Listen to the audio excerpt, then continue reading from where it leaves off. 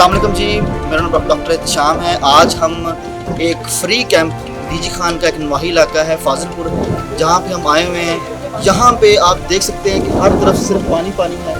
Government बच्चों का school है जो पानी के अंदर है। यहाँ पर ज़िंदगी का निज़ाम धर्म बरम है। यहाँ पे लोगों को जिल्द की बीमारियाँ और छाती के बीमारियाँ बहुत ज़्यादा फैली हुई हैं। तो आप सब लोगों से इल्तमास है कि अपने घरों से निकलें, इन लोगों की मदद करें। घर से नहीं निकल सकते तो अपनी इमदाद अपने जो फ्लड रिलीफ कैंप लगे हुए हैं उनमें दें, ताकि ये लोग आपके ही मदद के मुंतज़िर हैं और आप उनकी मदद करें और बढ़ चढ़ के इस चीज़ में हिस्सा लें। जो जगह का नाम है निज़ामाबाद है और ये खालसा एड के नाम से हमारी तंजीम है जो कि इस सारे काम में भरपूर इन लोगों की मदद कर रही है।